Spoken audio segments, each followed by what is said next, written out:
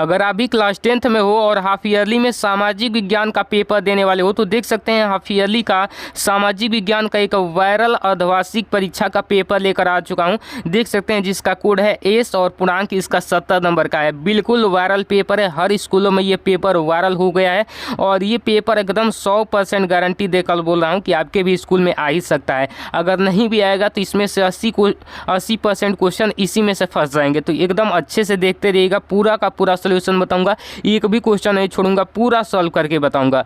देखिए सबसे पहले यहाँ पर नोट दिया रहता है, प्रश्न पत्र 2 खंड क तथा खंड ख में विभाजित है।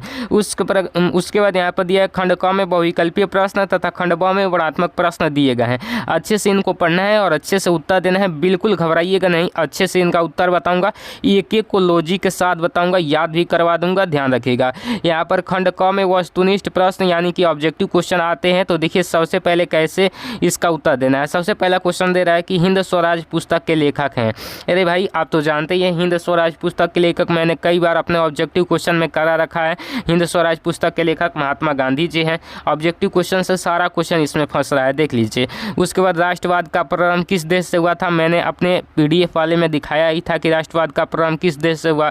तो ये जो हुआ था फ्रांस से हुआ था, ये भी क्वेश्चन मैच कर गया। उसके बाद देखिए यहाँ पर 1929 में आर्थिक महामंदी का मुख्य कारण क्या था, इसको भी मैंने बताया था अत्यधिक निवेश, एकदम राइट आंसर हो जाएगा। उसके बाद फ्रांसीसी क्रांति कब हुई थी, 1789, मेरे PDF से ही सब मैच कर रहा है। उसके बाद यहाँ पर ये भी क्वेश्चन मैच कर रहा है, लॉ एस्क किस प्रकार का संसाधन है, तो अनवीकरणीय योग्य संसाधन है, मैंने करा रखा है। निम्न में से कौन से राज्य में लाल मिट्टी पाई जाती है, ये थोड़ा अलग क्वेश्चन है और ये पाई जाती है कहाँ पर, उत्तर प्रदेश में पाई जाती है। उसके बाद यहाँ पर अगला क्वेश्चन देखिए, ग्रीन इंडिया मिशन किस वर्ष आरंभ किया गया था, मैंने ऑब्जेक्टिव क्वेश्चन में करा रखा है। ग्रीन इंडिया मिशन का प्रारंभ किया गया था 2014 में प्रारंभ किया गया था। चलिए चिपको आंदोलन से संबंधित है, क्या संबंधित है, मैंने बताया ही था, ये जो है आपका वन संरक्षण से संबंधित है। उसके बाद अगला क्वेश्चन है सुंदरवन राष्ट्रीय पार्क किस राज्य में है, एकदम बताया हुआ ऑब्जेक्टिव क्वेश्चन, पश्चिम बंगाल में है। उसके बाद यहाँ पर अगला क्वेश्चन दे रहा है कि सतलज नदी पर कौन सा बांध बनाया गया था, कौन सा बनाया गया था, भाखड़ा नंगल बांध बनाया गया था, एकदम बताया हूँ ये क्वेश्चन। उसके बाद निम्न में से कौन सी नदी बंगाल की खाड़ी में गिरती है, कौन सी नदी बंगाल की खाड़ी में गिरती है, तो सबसे ज़्यादा आसान क्वेश्चन है, कावेरी नदी बताया, ये क्वेश्चन आ गया। यहाँ पर अगला क्वेश्चन है निम्न में से कौन सी रबी की फसल है, रबी की फसल कौन सी है, तो मोटे अनाज है, यहाँ पर राइट आंसर हो जाएगा। उसके बाद निम्न में से कौन सी रेशेदार फसल है, तो रेशेदार फसल कौन सी हो जाएगी, तो देखिए रेशेदार फसल में हो जाएगी जूट, पटुआ जिसको बोलते हैं, ये मैंने बताया था, यही राइट आंसर हो जाएगा।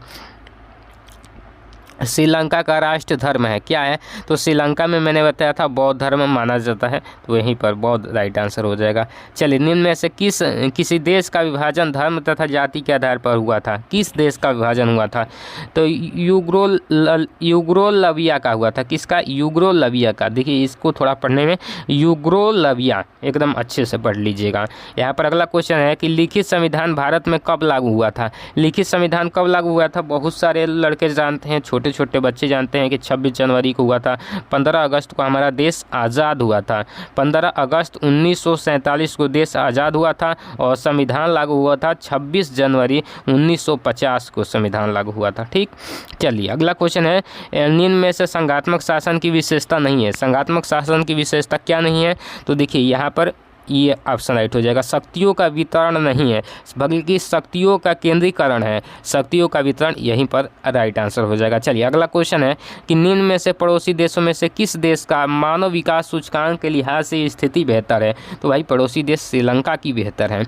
अब देखिए अगला क्वेश्चन है कि निम्न में से कौन से देश की आय, किसी देश की कुल आय को जनसंख्या से भाग देकर क्या निकाला जाता है, क्या आता है भाई, किसी देश की जनसंख्या है उसके कुल आय से भाग कर देंगे तो यहाँ पर क्या निकले आएगा, क्या निकले आएगा, तो भाई प्रति व्यक्ति आय निकल आएगा। मैंने बताया ही रखा है, अपना क्वेश्चन में देखेंगे तो उसमें ये क्वेश्चन बता रखा है कि किसी देश के कुल आय को मतलब कि उसके जनसंख्या से भाग कर देंगे तो प्रति व्यक्ति आय निकल जाएगा, यानी कि प्रति व्यक्ति आमदनी कितनी है वो निकल जाएगा। ठीक है ना।